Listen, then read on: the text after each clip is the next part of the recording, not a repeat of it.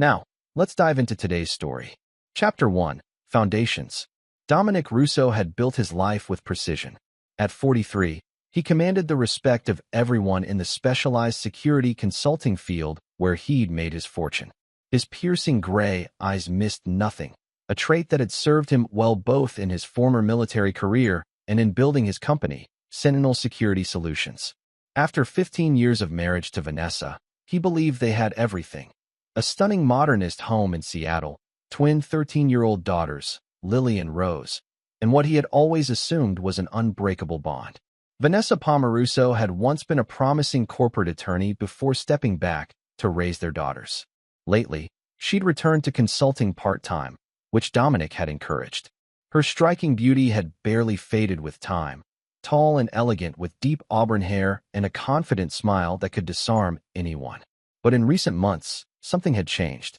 Small shifts in her behavior that most might miss, but Dominic wasn't most people. They'd met at a charity gala when Dominic was establishing his security firm after leaving special operations. Vanessa, then a rising star at her law firm, had been attracted to his quiet confidence and the subtle danger that seemed to radiate from him even in a tailored suit. For Dominic, she represented everything bright and sophisticated that had been missing from his life of shadows and violence. "I'm flying home tomorrow," Dominic said during their video call from Dubai, where he'd spent the last 6 weeks overseeing a major security installation for a client. "I've arranged something special for our anniversary." Vanessa's smile didn't quite reach her eyes. "That's wonderful. The girls miss you." "Just the girls?" His tone was light, but he was studying her reaction with the same attention he'd once given to threat assessments in combat zones. "Of course I miss you too," she said too quickly. "It's just been busy here." After they hung up, Dominic opened his laptop and checked the GPS tracker on Vanessa's car, a security precaution he'd installed on all family vehicles years ago, with Vanessa's knowledge. The pattern of movements over the past month told its own story, repeated trips to an upscale neighborhood across town where they knew no one. He pulled up the home's security logs and noted several 4-hour gaps when the system had been disarmed then rearmed at their Seattle home. Dominic had never been a man who acted on impulse. Methodical planning was what had kept him alive in war zones and made him successful in business. Now, facing what appeared to be the unraveling of his marriage, those same instincts kicked in. Not the hot rush of betrayal that might drive another man to confrontation, but the cold, calculating precision that had defined his professional life. He made a call to Preston Wells, his closest friend since their days in Special Forces, and now his second-in-command at Sentinel. "I need surveillance, subtle but thorough, on my home while I'm away," Dominic said, his voice controlled. "And I need to know everything about anyone entering or leaving." "Dom, are you sure? This is Vanessa we're talking about." Preston sounded concerned. "Just get it done. Full spectrum. And Preston, this stays between us." The next day, as his private jet crossed oceans, Dominic received a file from Preston, photographs, timestamps, and records of phone calls painting a clear picture of betrayal. The man's name was Alexander Merritt, a charismatic surgeon who had moved to Seattle 8 months ago.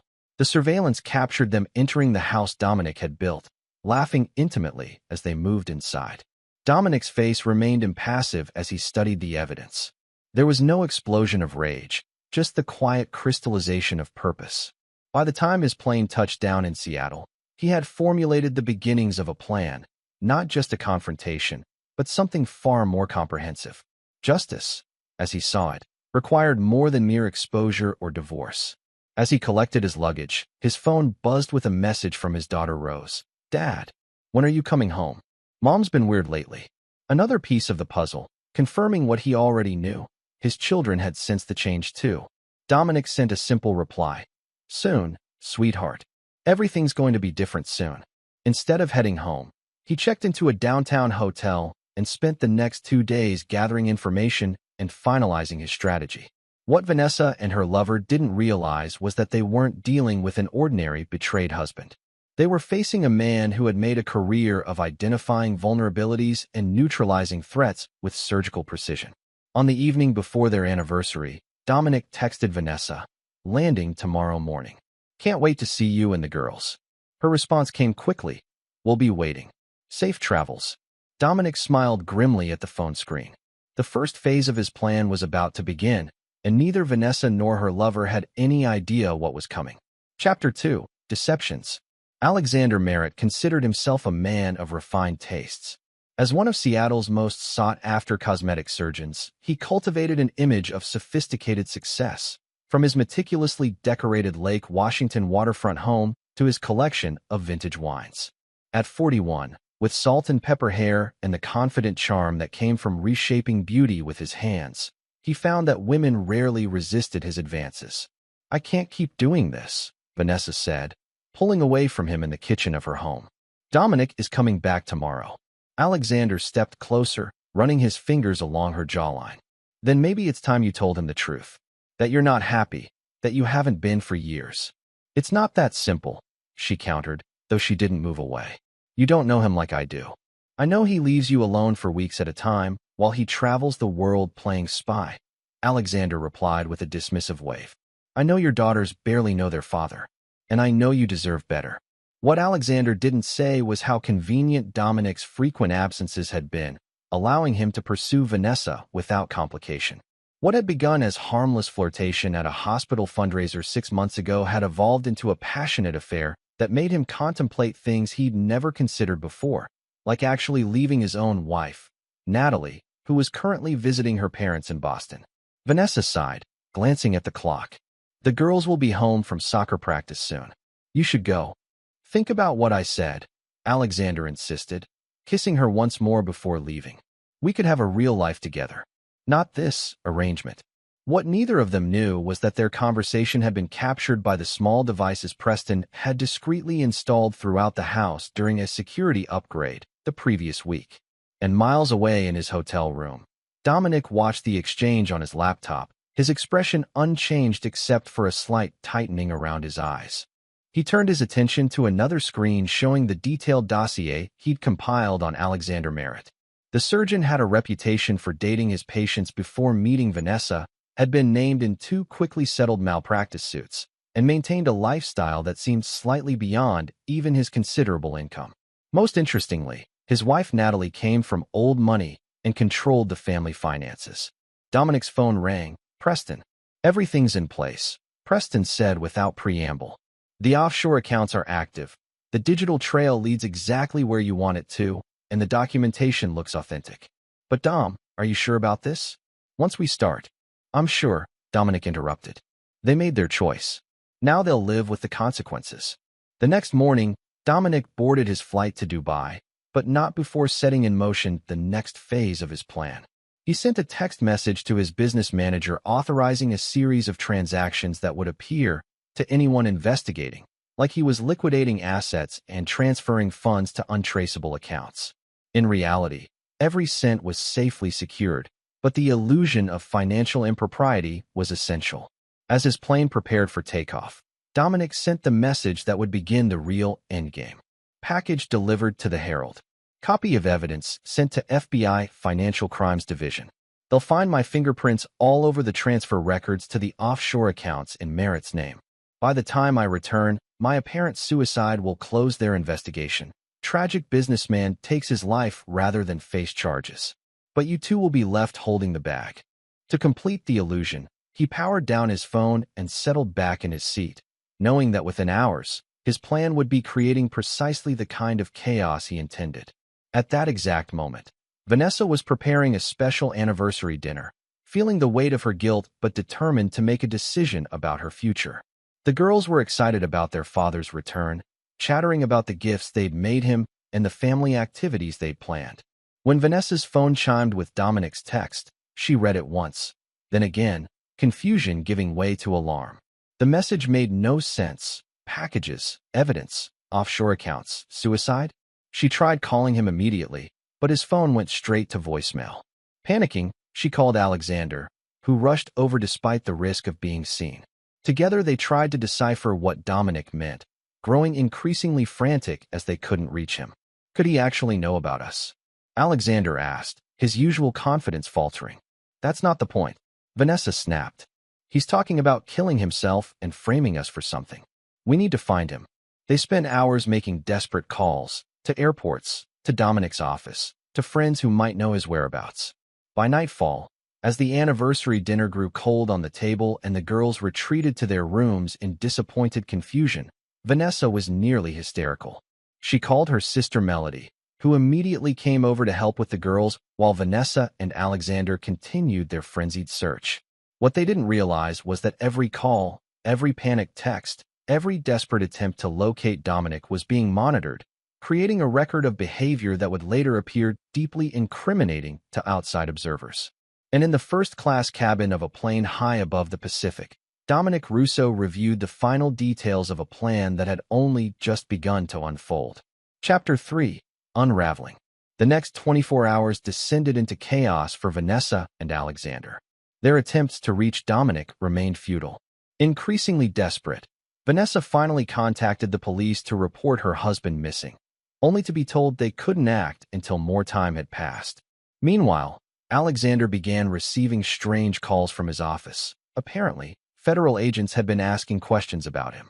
"This is insane," Alexander said, pacing Vanessa's living room after midnight. "I've never had any financial dealings with your husband. These offshore accounts don't exist. There has to be an explanation," Vanessa insisted, though her voice lacked conviction. Dominic wouldn't just disappear like this. The doorbell rang, startling them both. Vanessa opened it to find Preston Wells on her doorstep, his expression grave. "I've been trying to reach Dom," he said, stepping inside and eyeing Alexander with obvious suspicion. "The company's in turmoil. Federal agents seized computers from the office today. They're saying there's evidence of money laundering." "That's ridiculous," Vanessa protested. "Dominic built that company from nothing. He would never." "They have documentation," Preston interrupted, pulling out his phone to show them news headlines already appearing online. "Security Mobile under investigation for financial crimes," and Russo fortune linked to offshore accounts. Alexander paled. "What does this have to do with me?" His message mentioned my name. Preston's eyes narrowed. "And you are?" "A friend," Vanessa interjected quickly. "He's been helping me try to locate Dominic." "A friend," Preston repeated, his tone making it clear he knew exactly who Alexander was. "Well, friend, I don't know what game you two are playing, but there's a paper trail linking you to accounts in the Caymans. Accounts that recently received millions from Sentinel's corporate holdings."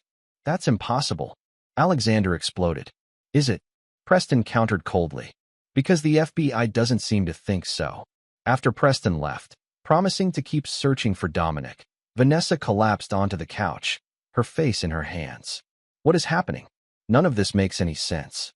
Alexander's phone rang, his wife Natalie, calling from Boston, frantic after receiving a visit from the FBI. "They're saying you've been stealing money, laundering it through some security company. They showed me bank statements, Alex. Transactions with your signature." By morning, Vanessa's sister Melody arrived again, finding Vanessa still awake, surrounded by financial records and old emails, desperately searching for anything that might explain what was happening. "You need to tell me what's really going on," Melody insisted. "The girls are terrified. They overhead enough to know their father is missing and there's some kind of trouble." Before Vanessa could answer, her phone rang, an unknown number. She answered on speakerphone. "Mrs. Russo? This is Detective Lawrence with Seattle PD. We found your husband's car abandoned near Fremont Bridge. There was a note in the vehicle." The detective paused. "I think you should come down to the station." The world seemed to tilt under Vanessa's feet. "A note? What did it say?" "Is Dominic. We haven't located him yet, ma'am. But given the contents of the note and the location of the vehicle, we're treating this as a possible suicide. I'm very sorry." After hanging up, Vanessa turned to find her daughters standing in the doorway, their faces pale with shock. Lily was clutching her sister's hand so tightly her knuckles were white, while Rose's eyes brimmed with tears. "Mom," Lily's voice broke. "Is Dad dead?" "No. Honey, they haven't found him." Vanessa rushed to embrace them. "There's just some confusion right now. I'm sure he's fine." But her reassurances sounded hollow even to her own ears. As she held her sobbing daughters, her phone lit up with a text from Alexander. "FBI agents just took me in for questioning. What have you told them about us?" Outside the Russo home, a dark sedan was parked across the street, its lone occupant watching through the front window as the family's life began to collapse. The observer made a call. "Phase 1 complete," he reported. "They're reacting exactly as predicted." Miles away, In a private cabin on a remote property in the Cascade Mountains, Dominic Russo received the update and nodded in satisfaction. On the table before him lay detailed files on his wife, her lover, and everyone who would play a part in what was to come. Next to the files sat a burner phone, ready for the next stage of his plan. Good, he replied. Begin Phase 2. Chapter 4, Revelations. 48 hours after Dominic's disappearance, Vanessa sat in the austere interview room at Seattle Police Headquarters, feeling the walls closing in around her. Detective Lawrence, a stone-faced woman with calculating eyes, laid photographs on the table. Vanessa entering her home with Alexander Merritt, the two embracing in the doorway, timestamped just days before Dominic's disappearance. You told me Dr. Merritt was a friend helping you locate your husband, Detective Lawrence said, her tone flat. You didn't mention he was a frequent visitor to your home while your husband was traveling. Vanessa's attorney, hastily retained the previous day, interjected, my client's personal relationships aren't relevant to her husband's disappearance. They become relevant, the detective countered, when we find a suicide note specifically naming Dr. Merritt as the man having an affair with his wife. She slid a photocopy across the table, a note in what appeared to be Dominic's handwriting.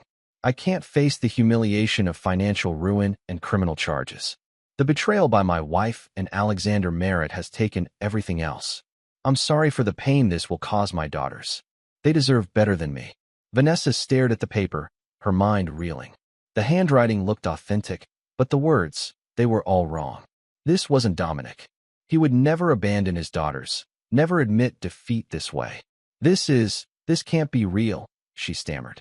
The FBI has uncovered quite a paper trail, Detective Lawrence continued.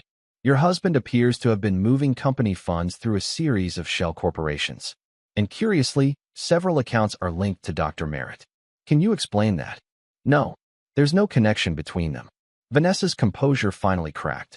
Dominic didn't even know about. She stopped herself, but it was too late. About your affair? The detective finished for her. I think he knew more than you realized, Mrs. Russo. After the interview, Vanessa emerged to find Preston waiting in the lobby. They questioned me for 5 hours, he said quietly as they walked to the parking lot. They think I might have helped Dom hide assets. They've frozen the company accounts, seized records. Everything we built over 15 years. Preston, you have to believe me, Vanessa pleaded. Something isn't right. Dominic wouldn't kill himself. And this financial scheme they're describing, it doesn't make sense. Preston's expression hardened. What doesn't make sense, Vanessa, is you bringing your lover into Dom's house. Into his bed. His voice remained low but vibrated with anger. Whatever's happening, you set it in motion. As Preston walked away, Vanessa's phone chimed with a text from an unknown number. Check your email. Her blood ran cold. The same words from Dominic's final text.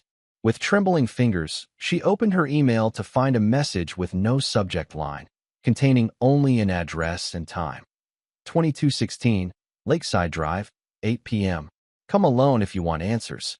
The address belonged to a luxury lakefront property that had recently sold, according to the real estate listing Vanessa quickly looked up. Against her better judgment, against her attorney's explicit advice to have no unauthorized contact with anyone involved in the case, Vanessa decided to go. At precisely 8 p.m., she approached the modernist glass and steel structure, its interior dimly lit. The front door was unlocked. Inside, the minimalist space contained only a few pieces of furniture and a large screen mounted on the wall. As she stepped into the living room, the screen flickered to life automatically. Dominic's face appeared, not live streaming, but in a recorded video. He looked calm, controlled, so achingly familiar that Vanessa gasped. Hello, Vanessa. The recording began. If you're watching this, you've realized that things aren't what they seem. I'm not dead. I didn't embezzle money or create offshore accounts. I didn't write a suicide note. He leaned closer to the camera, his gray eyes intense. But right now, everyone believes I did. Everyone believes I discovered your affair with Alexander, stole millions from my own company, and then, overcome with shame and betrayal, jumped from Fremont Bridge. Vanessa sank onto a nearby chair, her legs unable to support her. What you're experiencing now, Dominic continued, is the destruction of certainty. Everything you thought was solid, your reputation, your relationship with Alexander, your financial security, even your freedom, is slipping away. In the coming days, you'll understand what that feels like. By now, the FBI is investigating both you and Alexander. They've found evidence suggesting you knew about the financial schemes, perhaps even helped orchestrate them to eliminate me and take control of my assets. The police are building a case that you two might have been involved in my suicide, perhaps even made it look that way after something more sinister.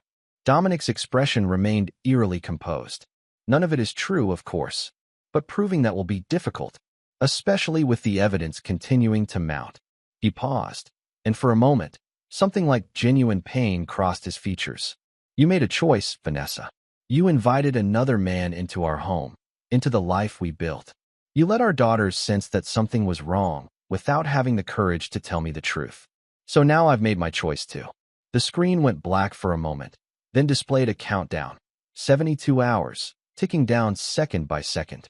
Dominic's voice continued over the countdown. You have 3 days. 3 days during which your life will continue to unravel in ways you can't imagine. At the end of those 3 days, I'll contact you again with instructions. If you go to the police with this recording, if you try to expose my plan before it's complete, I'll disappear for good, and you'll face the consequences of everything that's been set in motion. The video ended, leaving only the countdown running on the screen. Vanessa sat frozen, her mind struggling to process what she'd seen. Dominic was alive. He knew about the affair, and he was systematically destroying her life as punishment. As she finally rose to leave, her phone buzzed with an incoming call from her sister. Vanessa, you need to come home right now. The FBI is here with a search warrant. They're taking computers, files, everything. And Vanessa, they're asking the girls questions about you and Alexander. They're asking when Dad found out about the affair. Outside the house, Vanessa didn't notice the small camera capturing her exit, transmitting the footage to a secure server where Dominic Russo watched in real time, his face illuminated by multiple screens monitoring the chaos he had orchestrated. Next to him, Preston nodded in approval. Your move, Dom. What's next? Dominic turned to his friend, his expression resolute. We show her just how thorough my revenge can be. Get Alexander's wife on the phone. It's time she learned the full truth about her husband. Chapter 5, Devastation. Alexander Merritt sat across from his lawyer in a sterile conference room at the FBI field office, his usual confidence replaced by barely controlled panic. They have my signature on transfer documents for accounts I've never heard of, he said, running his hand through his disheveled hair. They have emails between me and Dominic Russo discussing profit splits from these schemes. Emails I never sent. How is this possible? His attorney, a sharp-featured woman who specialized in white-collar crime, looked up from the case files. The forensic trail is convincing, Dr. Merritt. These emails came from your hospital account. The signatures match samples from your medical practice. And there are witnesses who claim they saw you meeting with Russo on multiple occasions. That's impossible. I'd never even met the man until... Alexander stopped abruptly. Until when exactly? The attorney pressed. Alexander hesitated. Until after he disappeared, when Vanessa was trying to find him. The attorney's expression made it clear she didn't believe him. The prosecution will argue that you and Vanessa Russo were not just having an affair, but conspiring to eliminate her husband after using his financial expertise to siphon off millions. And now that he's presumably dead, you two would be free to enjoy the money and each other. That's insane. Alexander protested. I have my own money. My practice is worth millions. Was worth millions, the attorney corrected. The medical board has suspended your license pending investigation. Your practice partners have initiated proceedings to buy out your share at a fraction of its value, and your wife has frozen your joint assets and filed for divorce. As if summoned by her mention, the door opened and an FBI agent appeared. Dr. Merritt, your wife is here. She's demanding to speak with you. Natalie Merritt swept in, her petite frame vibrating with fury. Her normally immaculate appearance was strained, her eyes red-rimmed from crying or lack of sleep. I want to hear it from you, she said without preamble. Was she worth it? Was Vanessa Russo worth throwing away 17 years of marriage? Worth destroying everything my family invested in your career? Natalie, please, Alexander began, reaching for her hand. This is all a misunderstanding. There's something very strange happening. Strange? She interrupted, pulling her hand away. Like the photos the FBI showed me of you entering the Russo home? Like the text messages between you and Vanessa planning your future together once her husband was out of the picture? Those kinds of strange things. Alexander went pale. What text messages? I never. Save it, Natalie snapped. My father was right about you from the beginning. You were always after the connections, the money. Well, it's gone now. The trust fund, the house, the summer property. I've instructed our attorneys to contest every cent. She turned to leave, then paused at the door. Oh, and Alexander? The hospital board called an emergency meeting this morning. That revolutionary new procedure you've been developing? They've reassigned it to Dr. Reynolds. You've been removed from the research team entirely. The blow was calculated to hurt him where he was most vulnerable, his professional pride. Alexander sank back into his chair as the door closed behind her, his world collapsing around him. Everything he valued, his reputation, his career, his research, his marriage, his financial security, was evaporating in a matter of days. Meanwhile, Vanessa faced her own devastating losses. Returning home from the lakefront house, where she'd viewed Dominic's video, she found FBI agents completing their search, boxes of materials being loaded into vans. Her daughters watched wide-eyed from the staircase, clinging to their Aunt Melody.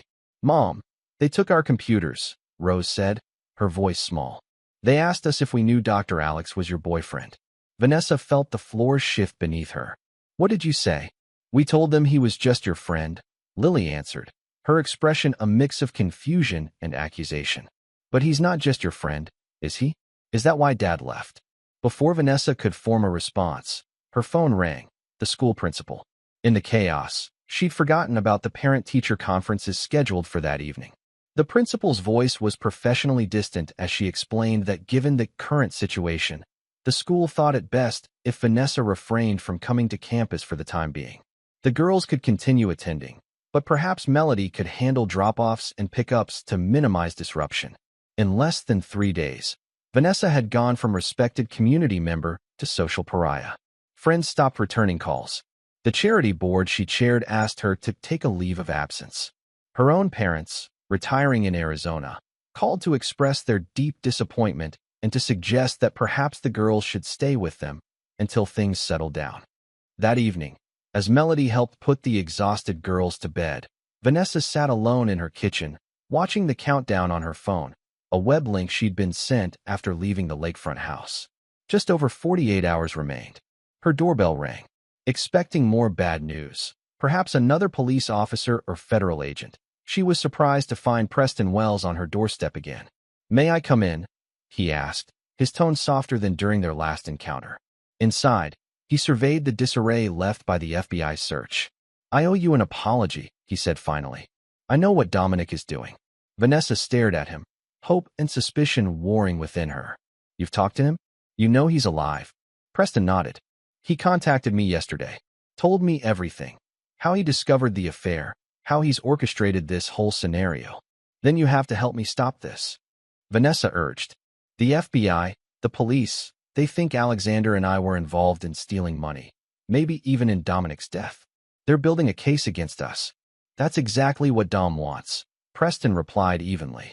He's planted evidence, created false trails, manipulated communications, all pointing to you and Alexander conspiring against him. But why? Just because of the affair? This is insane. It's Dominic, Preston interrupted. You should have known who you were dealing with. The man spent years in places where enemies disappear without a trace. He built a security empire by thinking 10 steps ahead of everyone else. And you thought he wouldn't notice your affair? Wouldn't respond with absolute precision? Vanessa sank into a chair. What does he want? To send us to prison? To destroy our lives? He wants you to understand consequences, Preston answered. And yes, he wants to destroy the life you thought you could build with Alexander. But there may be a way out. He placed a burner phone on the table. Dom said to give you this.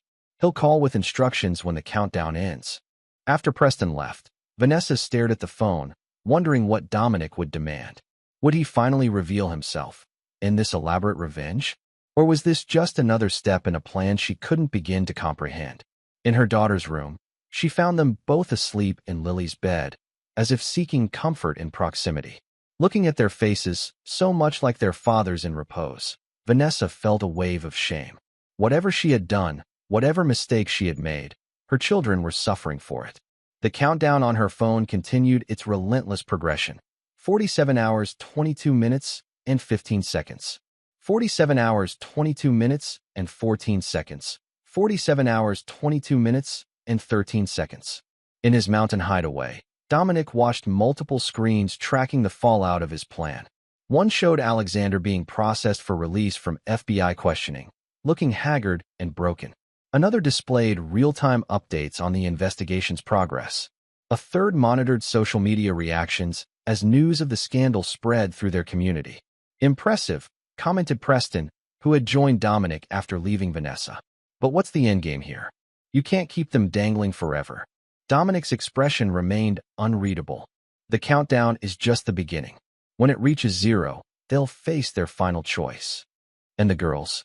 Preston asked carefully. How do they fit into this plan? For the first time, a flicker of emotion crossed Dominic's face. They'll know the truth soon enough. All of it. Chapter 6. Desperation. As the countdown dipped below 24 hours, both Vanessa and Alexander had reached the breaking point. Neither had slept properly in days, both watching their lives disintegrate with horrifying speed. They arranged to meet at a small coffee shop on the outskirts of the city, away from the media that had begun camping outside both their homes after the story broke in the morning papers. Security Mogul's suicide linked to embezzlement and betrayal. Alexander arrived first, almost unrecognizable in a baseball cap pulled low over his face, his normally pristine appearance replaced by stubbled cheeks and rumpled clothes. When Vanessa slid into the booth across from him, he barely looked up. "I've lost everything," he said without preamble. "My practice, my research, my marriage. The medical board is convening a formal hearing next week. I'll probably lose my license permanently." Vanessa's own appearance had deteriorated similarly.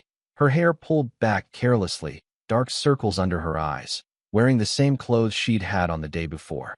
"He's alive," she said quietly, glancing around to ensure they weren't overheard. Dominic staged everything. The embezzlement, the suicide, all of it. "It's an elaborate revenge for our affair." Alexander stared at her. "How do you know this?" She explained about the video, the countdown, the burner phone Preston had delivered. With each detail, Alexander's expression shifted from disbelief to dawning horror. "My God," he whispered finally. "The level of planning, the resources required. He's been orchestrating this for weeks, maybe months." "He knows everything about us," Vanessa confirmed. "Things I never told him, details about our relationship. He must have had us under surveillance." "We need to go to the authorities," Alexander insisted. "Tell them he's alive, that this is all fabricated." "With what proof?" Vanessa countered. "The video? It's gone. It played once and deleted itself. The burner phone? It hasn't received any calls yet. Meanwhile, the FBI has mountains of evidence against us, evidence Dominic planted." Alexander ran a hand through his disheveled hair. "There has to be something we can do. We can't just wait for him to destroy what's left of our lives." "Maybe," Vanessa hesitated. "Maybe we should separate, distance ourselves from each other. Show him we've ended things." "You think that's what he wants? For us to break up?" "I don't know what he wants." Vanessa snapped, her composure finally cracking. "My daughters barely speak to me. My sister thinks I might have been involved in my husband's disappearance. I can't access our bank accounts. I'm about to be indicted for financial crimes I didn't commit. And all because she stopped, unable to finish the sentence. "Because you got involved with me," Alexander finished for her, his voice hollow. Their conversation was interrupted by Vanessa's phone chiming with a news alert. She opened it to find a breaking story from the Seattle Herald. Exclusive. Missing security consultant's private journal reveals depth of betrayal. The article quoted extensively from what was purportedly Dominic's personal journal, detailing his discovery of the affair, his growing suspicions about financial irregularities involving his wife and her lover, and his spiraling depression. "This isn't real," Vanessa whispered, scanning the article. "Dominic never kept a journal. He's feeding them these stories." Alexander's phone buzzed with a call, his attorney. "Dr. Merritt, the FBI wants you back for additional questioning. They've uncovered new evidence suggesting you may have accessed Mr. Russo's personal financial information through his home computer network." By the time they left the coffee shop, reporters had somehow located them, cameras and microphones thrust in their faces as they tried to reach their cars. Dr. Merritt, is it true you were planning to leave the country with Mrs. Russo? Vanessa, did you know about your husband's financial troubles before his disappearance? They separated without another word, each retreating to their own collapsing world. For Vanessa, the situation at home had deteriorated further. Her daughters had been sent to stay with Melody after reporters began staking out the house. The FBI had returned with additional warrants, this time taking her personal journals and files. And her attorney had called with grim news. An indictment was expected within days. As evening approached and the countdown ticked below 12 hours, Vanessa sat alone in the silent house, clutching the burner phone Preston had given her, willing it to ring. When it finally did, shortly after midnight, she answered on the first ring. "Hello, Vanessa." Dominic's voice, calm and controlled as always. "Dominic, please," she began, her voice breaking. "Whatever you're trying to prove." "I'm not trying to prove anything," he interrupted smoothly. "I'm simply allowing natural consequences to unfold. Actions have repercussions. Choices have costs. The girls," she tried again, "are safe with Melody," he finished for her. "I've spoken to them." This revelation stunned her into momentary silence. "You what? When? I've never been out of touch with my daughters, Vanessa. Even while orchestrating all of this. Even while you were telling them I had abandoned them." The accusation stung because it contained a kernel of truth. She had allowed the girls to believe their father had left them, had possibly even taken his own life. "What do you want from me?" she asked finally, her voice small. "Tomorrow morning at 10 a.m., when the countdown reaches 0, you and Alexander will receive an email with an address. Come there together. No police, no attorneys, no one else. Then you'll understand exactly what I want." Before she could respond, the line went dead. Vanessa sat motionless, the phone still pressed to her ear, tears streaming down her face. In the empty house, surrounded by the remnants of the life she had thought was hers, she faced the truth that had been growing clearer with each passing day. She had never really known the man she married. The depth of his capability for calculated retribution was only now becoming clear. She texted Alexander about Dominic's call. His response was immediate. "We don't have a choice. Whatever he's planning, it's our only chance to stop this nightmare." As dawn broke over Seattle, the countdown on Vanessa's phone showed less than 3 hours remaining. Whatever Dominic had planned, the final act was about to begin. In his mountain sanctuary, Dominic switched off the surveillance feeds for the first time in days. The mechanisms he had set in motion were running perfectly, every reaction, every consequence unfolding exactly as he had predicted. Now it was time for the confrontation he had been meticulously planning since the moment he had discovered his wife's betrayal. "Are you sure about this?" Preston asked, watching his friend prepare to leave. Dominic nodded, his expression implacable. "They've had their time in purgatory. Now comes judgment." Chapter 7, Confrontation. At precisely 10 a.m., as the countdown reached 0, Vanessa and Alexander received identical emails containing only a street address on the outskirts of Seattle and a door code. The location turned out to be an unmarked warehouse in an industrial district, its exterior unremarkable except for the advanced security system protecting the entrance. They arrived separately but at almost the same time, both looking like shadows of their former selves after days of stress and public humiliation. Alexander had driven his older Porsche rather than the Tesla that had been repossessed the previous day. Vanessa arrived in an Uber, having had her own vehicle seized as a potential asset in the fraud investigation. "Should we call someone? Tell them where we are?" Alexander asked nervously as they approached the building. Vanessa shook her head. "He'd know. He seems to know everything." The door code worked, admitting them into a cavernous space that had been transformed into something resembling a courtroom. A raised platform stood at one end with a single chair behind a desk. Facing it were 2 chairs separated by several feet. The walls were lined with large screens, currently dark. "What the hell is this?" Alexander muttered as they cautiously entered. "This," came Dominic's voice from behind them, "is where we resolve our situation."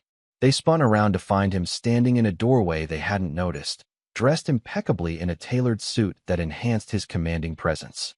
Despite the circumstances, despite everything that had happened, Vanessa felt a jolt of recognition. This was the man she had fallen in love with, whose quiet authority had once made her feel both protected and exhilarated. "You son of a bitch!" Alexander snarled, stepping forward aggressively. Do you have any idea what you've done? The lives you've destroyed? Dominic's expression didn't change. I haven't destroyed anything, Dr. Merritt. I've simply exposed truths and accelerated inevitable consequences. You planted evidence. Alexander shouted. You fabricated communications, created false financial records. I created nothing that wasn't already there in essence. Dominic cut him off smoothly. The affair, the betrayal, the disregard for commitments and responsibilities. I merely illuminated them. He gestured to the chairs. Please sit. We have much to discuss. With reluctance, they complied, instinctively maintaining distance from each other. Dominic took his place on the raised platform, the positioning giving him both a physical and psychological advantage. For the past week, he began, you've experienced a fraction of what I felt when I discovered your affair. The sudden dissolution of certainty, the public humiliation, the loss of professional standing, the questioning of every assumption you'd built your life upon. If this is about revenge, you've had it, Vanessa said, her voice strained but controlled. You've taken everything from us. What more do you want? This isn't about what I want, Dominic replied. It's about choices and consequences. Today, you'll both make your final choice. He pressed a button, and the screens around the room flickered to life, displaying documents, photographs, and video clips, a comprehensive archive of their affair alongside evidence of the broader destruction Dominic had engineered. Option 1. He continued dispassionately. I provide the authorities with proof that I'm alive, that the financial crimes were fabricated, that the suicide was staged. I return to public life, restore my company's reputation, and reunite with my daughters. He paused, letting the possibility of salvation sink in. And in exchange? Alexander asked warily. In exchange, you both sign these. Dominic indicated a stack of documents on the desk before him. Dr. Merritt, your agreement includes a full confession to professional misconduct involving multiple patients before Mrs. Russo, surrender of your medical license, and transfer of all patents and research you've developed to your former practice. You also sign over your remaining assets to your wife as settlement. Alexander went pale. That would destroy me professionally forever. Everything I've worked for would be gone, Dominic acknowledged coldly. Just as you were willing to take everything I worked for. He turned to Vanessa. Your agreement includes relinquishing all parental rights to our daughters. You admit to the affair in writing, surrender all claims to our shared assets, and agree to no contact with the girls until they reach 18, at which point it will be their choice whether to reconnect. Vanessa gasped, her hand flying to her mouth. You can't take my children. I'm not taking them, Dominic corrected. I'm giving them stability, protecting them from further trauma, and ensuring they understand that actions have consequences, a lesson you seem to have missed. And option 2, Alexander demanded, his voice tight with suppressed rage. Dominic's expression remained impassive. I disappear permanently. The evidence against you both stands. The investigations continue. You face federal charges, probable conviction, and certain financial ruin. Your reputations never recover. He looked directly at Vanessa. And the girls grow up believing their father killed himself because of their mother's betrayal. The warehouse fell silent as the enormity of the choice sank in. Vanessa and Alexander exchanged glances, the connection between them that had seemed so important just days ago now hollow in the face of Dominic's calculated ultimatum. This is blackmail, Alexander finally said. No, Dr. Merritt. This is justice, Dominic replied evenly. Blackmail implies I want something from you. I don't.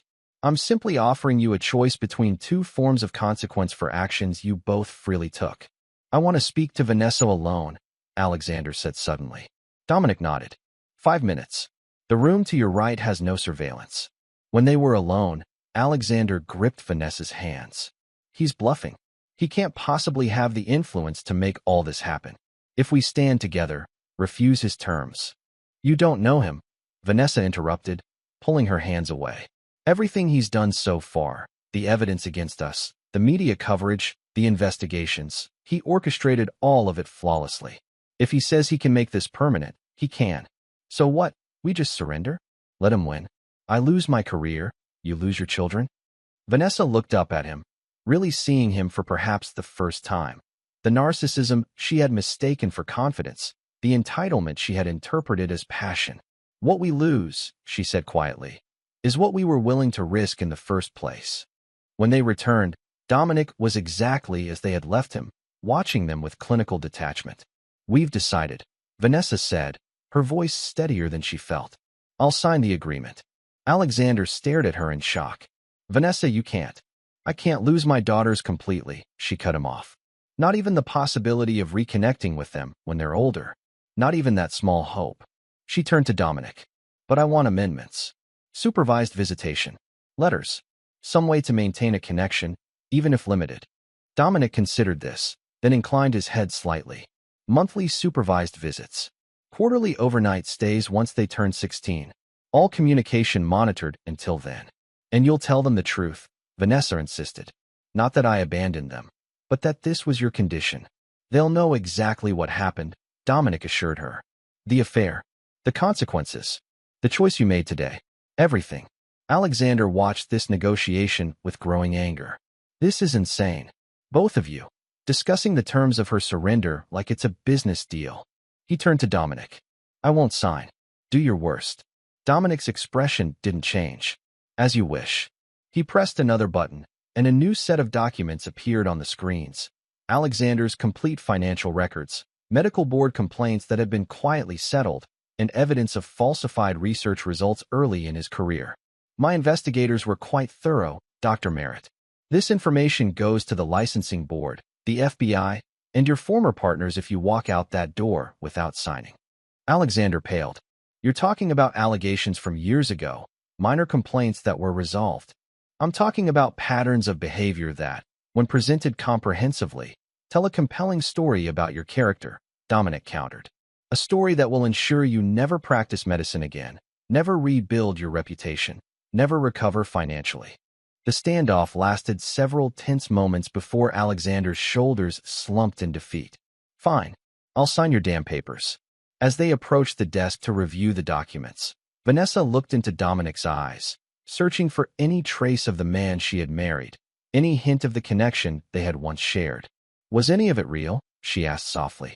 What we had. Something flickered briefly in Dominic's gaze, a moment of genuine emotion quickly suppressed. It was real, he replied, his voice equally quiet. That's why this was necessary. The signing took less than 15 minutes. Documents transferring assets, surrendering rights, confessing to misdeeds both actual and embellished. When it was done, Dominic collected the papers and placed them in a leather portfolio. Copies will be delivered to your attorneys, he informed them. I expect full compliance with every term. Alexander, broken and bitter, turned to leave without another word. At the door, he paused, looking back at Vanessa, the woman for whom he had risked everything and lost even more. Was it worth it? He asked, his voice hollow. Before she could answer, he was gone, the heavy door closing behind him with finality. Alone with Dominic, Vanessa felt both fear and a strange sense of closure. What happens now? Now, Dominic replied. The process of restoration begins. By this evening, the media will receive information about my rescue after a kidnapping attempt connected to my company's international work. The financial investigations will quietly close. Your reputation will remain damaged, but not criminally liable. And us? She asked, gesturing between them. What becomes of us? There is no us, Vanessa, he said without inflection. There's me and my daughters building a new life. And there's you, facing the consequences of your choices. As he turned to leave, Vanessa called after him. You've thought of everything, planned for every contingency. But have you considered what this revenge will cost you? What it will do to you? Dominic paused, his back still to her. This wasn't revenge, Vanessa. It was justice. The difference matters. Then he was gone, leaving her alone in the echoing space with nothing but the remnants of the life she had destroyed. Chapter 8. Reckoning. 3 months after the warehouse confrontation, Dominic sat in his home office reviewing security contracts while monitoring a video feed of Vanessa's supervised visit with the girls at a neutral facility across town. The girls were reserved but civil, the conversation stilted but without open hostility. Progress, of a sort. Preston entered without knocking, their friendship having deepened through the crucible of recent events. The board approved the London expansion, he reported. Sentinel is officially international. Dominic nodded, his attention still partially on the video feed. And the Alexander Merritt situation? Gone to ground, Preston confirmed. Last heard, he was trying to get medical credentials in South America. No success so far. Your documentation followed him. Good, Dominic said simply. Preston glanced at the monitor showing Vanessa and the girls. How are they holding up? The girls? Dominic sighed, the first crack in his composed facade. They're resilient. Angry sometimes. Confused. In therapy, which helps. He paused. They miss their mother, though they won't admit it to me. And you? How are you holding up? Dominic finally looked away from the screen. I did what was necessary. Preserved what matters. Preston studied his friend carefully. That's not an answer, Dom. Before Dominic could respond, his private line rang.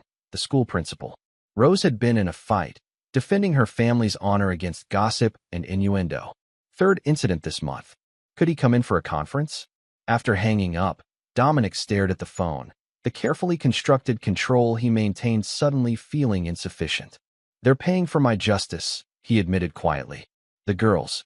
They're carrying the weight of what happened. Children always do, Preston observed. No matter how we try to shield them. That evening, after the girls were asleep, Dominic found himself reviewing the digital archives of his operation against Vanessa and Alexander. The surveillance footage, the fabricated evidence, the media manipulation, all executed with military precision. What had once filled him with cold satisfaction now left him hollow. His phone chimed with a text from Vanessa. Rose told me about the fight at school. She needs you to be her father, not her avenger. The message struck with unexpected force. Throughout the entire operation, throughout the careful dismantling of his wife's betrayal, Dominic had maintained emotional distance, analyzing, calculating, executing. Now, in the aftermath, that distance was becoming harder to maintain, especially when it came to his daughters. The next morning, he made two decisions. First, he arranged to move the family to Sentinel's new London headquarters, a fresh start away from the whispers and stares that followed the girls at school and in the community. Second, he modified the agreement with Vanessa, allowing for more regular contact with the girls, recognizing that his perfect justice was imperfect for the children caught in its execution. When he informed Vanessa of these changes during her next supervised visit, she studied him with surprise and something like understanding. You're making peace with it, she observed. Not peace, he corrected. Adjustments. The great Dominic Rousseau, adjusting his perfect plan. A ghost of their old intimacy surfaced in her tone. His expression remained unreadable. The plan accomplished its purpose. Now we adapt to the reality it created. As they watched the girls playing across the room, Vanessa asked the question that had haunted her for months. Did you ever consider forgiveness? Even for a moment. Dominic was silent for so long she thought he might not answer. Finally, he turned to her, his gray eyes clear and direct. Forgiveness was never an option, he said quietly. Not because I couldn't give it, but because it would have been meaningless. Some betrayals change the fundamental nature of a relationship. There's no going back, only forward into something different. And what are we now, Dominic? What has your justice made us? Co-parents, he replied without hesitation. Nothing more, nothing less. The rest, our history, the betrayal, the consequences, that belongs to the past. As the girls approached, ending their private conversation, Vanessa had the distinct impression that despite everything, despite the systematic dismantling of her life, despite the loss of her marriage and the constraints on her relationship with her daughters, Dominic had shown her a kind of mercy. He could have erased her completely from their children's lives. Instead, he had left a door open, narrow though it might be. It wasn't forgiveness. It wasn't reconciliation. But it was something. And for now, that would have to be enough. Alexander Merritt's reckoning played out differently. His attempt to rebuild in another country floundered against the comprehensive documentation Dominic had distributed. His ex-wife Natalie, armed with evidence of his professional and personal misconduct, secured a divorce settlement that left him with almost nothing. Former colleagues avoided association, his research was attributed to others, and the reputation he had cultivated so carefully disintegrated beyond repair. 6 months after the warehouse confrontation, he returned to Seattle to make one final attempt at redemption, requesting a meeting with Dominic through Preston. They met in Dominic's office at Sentinel headquarters, the contrast between them stark. Dominic in his bespoke suit projecting power and control, Alexander in off-the-rack clothes that hung loosely on his frame, his once confident demeanor replaced by defeated resignation. "I've lost everything," Alexander stated without preamble.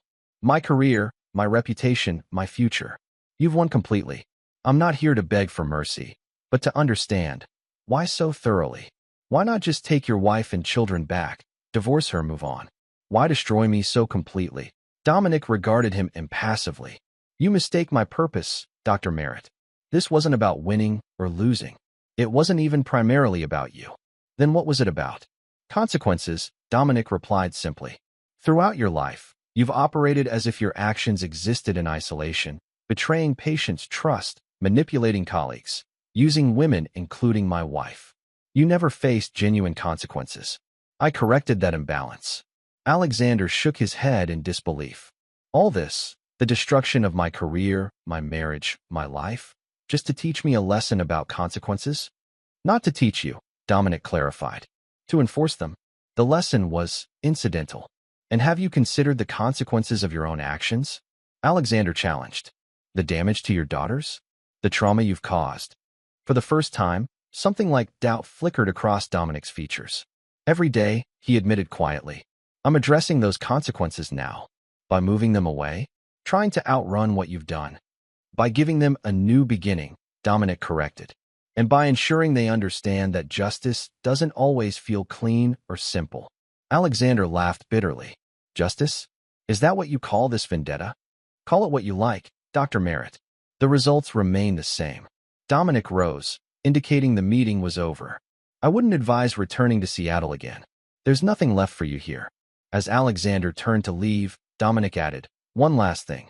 The evidence I compiled about your past misconduct, it exists in a secure digital vault with instructions for release if you ever attempt to rebuild your practice or reconnect with Vanessa. Consider that your final consequence."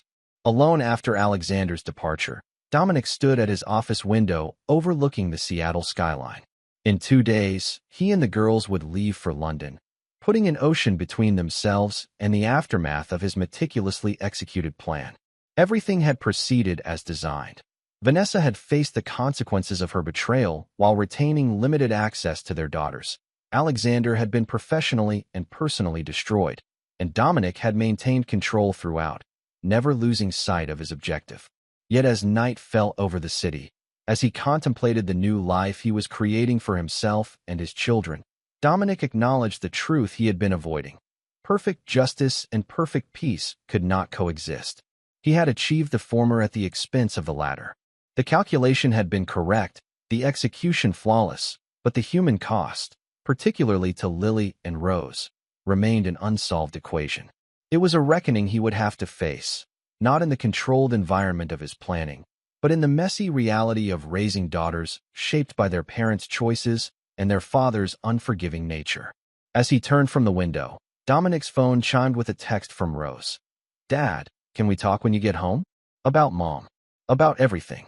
Justice had been served. Now came the harder part, learning to live with its aftermath. Chapter 9, Resolutions. 5 years passed with the inexorable flow of time, bringing changes both anticipated and unforeseen. London had provided the fresh start Dominic sought for his family, Sentinel Security expanding into a global enterprise under his continued leadership.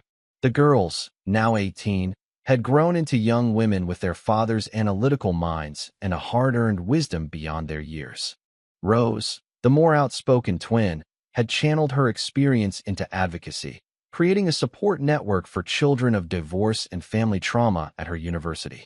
Lily, quieter but equally determined, was studying psychology with plans to become a therapist specializing in family systems. Both maintained the agreed-upon contact with their mother, the relationship evolving from obligatory communications to something approaching genuine connection, though always with the shadow of the past between them. Vanessa had rebuilt her life with patient determination. After the initial aftermath of Dominic's orchestrated justice, she had returned to law, specializing in family mediation, a choice informed by her own experience. She never remarried, never pursued another serious relationship, her focus instead on professional rebuilding and maintaining her tenuous connection with her daughters. Alexander Merritt had fared less well. Unable to practice medicine, blacklisted from research positions, his attempt to write a memoir of persecution had been blocked by the legal agreements he had signed in the warehouse. Last reports placed him teaching basic anatomy at a community college in Arizona, a pale shadow of the surgeon who had once commanded operating rooms and research teams. On the twins' 18th birthday, Dominic hosted a small celebration at their London home. As the evening wound down and guests departed, he found Rose alone on the terrace overlooking the Thames. "Happy birthday," he said, joining her at the railing. "Thanks, Dad." She smiled, the expression making her look momentarily like Vanessa. It was a good party. They stood in comfortable silence for a moment before Rose spoke again. "Lily and I have been talking. We want to spend part of the summer in Seattle with Mom." Dominic nodded, having anticipated this request. "You're 18 now. The agreement no longer restricts your contact with her." "That's not why I'm telling you," Rose said, turning to face him directly. "I'm telling you because we want you to come with us. Not to stay with Mom, obviously, but to be there, to finally put this all to rest." Dominic's expression remained neutral, but inwardly he felt a jolt of surprise. "I don't think that's necessary." "It is," Rose insisted. "For us, if not for you. Dad, we've lived with the aftermath of what happened for 5 years. We've talked about it in therapy, processed it with each other, discussed it with Mom during our visits. The only person who never really talks about it is you." Her directness was a trait she had inherited from him, one he usually appreciated but now found challenging. "What purpose would it serve?" he asked. "Closure," she replied simply. "Not reconciliation, not forgiveness, just completion. We're starting university in the fall, beginning our adult lives. We don't want to carry this unfinished business with us." Later that night, Dominic sat in his study considering his daughter's request.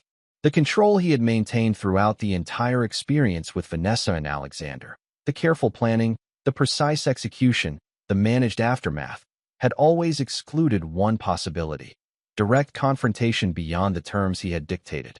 Now his daughters were asking for exactly that. A notification appeared on his computer, a quarterly report from the security firm still monitoring Alexander Merritt. Nothing significant, just routine confirmation that the man remained contained, neutralized, no longer a factor in their lives. Dominic had maintained this surveillance for 5 years, an extension of the control he had exerted over the entire situation. After a moment's hesitation, he drafted a brief message: "Terminate monitoring effective immediately." It was time to end at least one aspect of the ongoing aftermath. Whether he could face Vanessa again, whether he could truly put the past to rest as his daughters requested, remained uncertain. But this small step, releasing the continued surveillance of a man who had already paid the full price for his actions, felt like a necessary beginning. 3 weeks later, Dominic found himself in Seattle for the first time in 5 years, watching from across a restaurant as Vanessa embraced their daughters. She had aged well, the lines around her eyes adding character rather than diminishing her beauty. She looked up and saw him, a flash of recognition passing between them before he nodded slightly and turned to leave. Outside, he was surprised when she followed him. "Dominic," she called. "Wait." He paused, turning to face her. "The girls wanted me to come," he explained preemptively. "I'll keep my distance during their visit." "That's not." Vanessa shook her head. "Thank you for bringing them. For agreeing to this trip."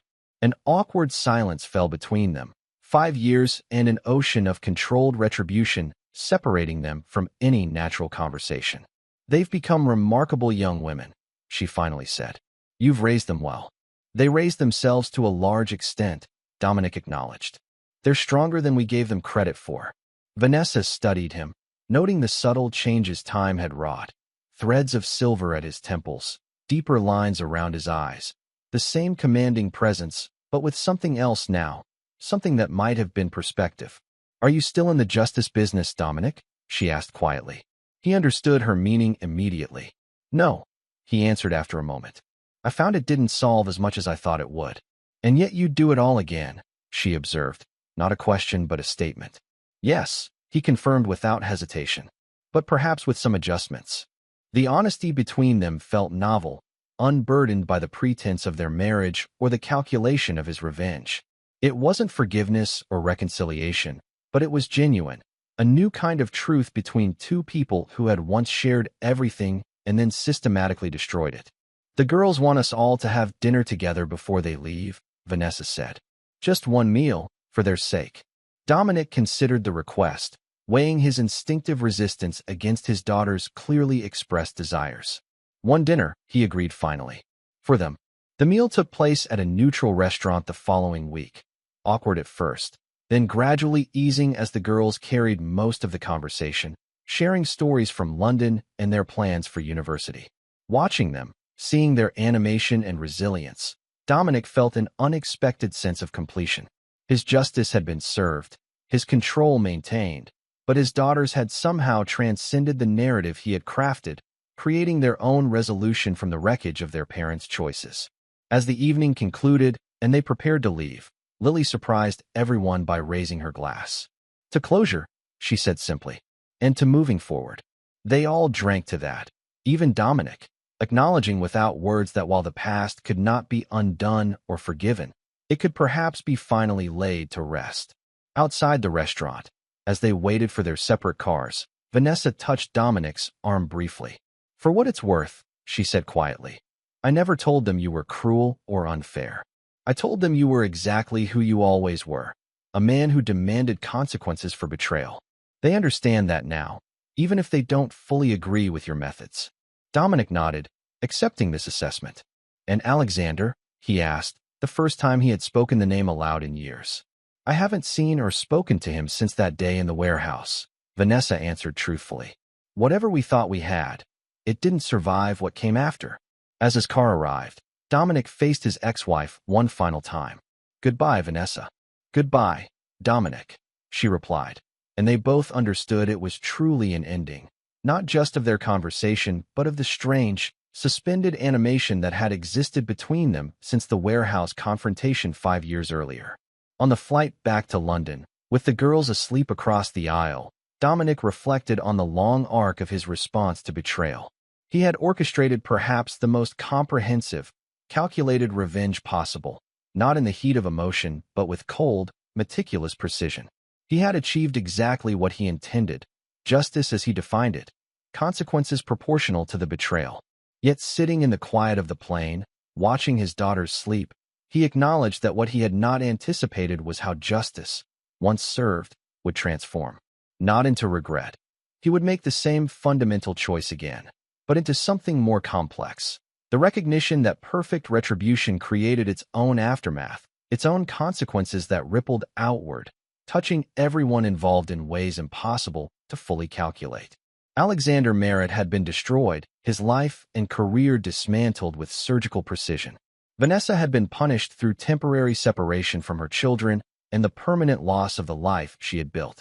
Dominic himself had maintained control throughout, never wavering from his purpose, never showing mercy that might be mistaken for weakness. But in the end, it was his daughters who had found their own path through the wreckage, insisting on a resolution he had never planned for. Not reconciliation, not forgiveness, but a clear-eyed acceptance of what had happened and a determination to move beyond it. As the plane crossed the Atlantic, carrying them back to the life he had built from the ashes of betrayal, Dominic Russo closed his eyes, embracing what might have been his most difficult realization, that while his justice had been perfect in its execution, the most profound victory belonged to his daughters, who had learned to live with its consequences without becoming defined by them. It was not the ending he had designed. It was, perhaps, something better. This is where our story comes to an end. Share your thoughts in the comments section. Thanks for your time. If you enjoy this story, please subscribe to this channel. Click on the video you see on the screen, and I will see you there.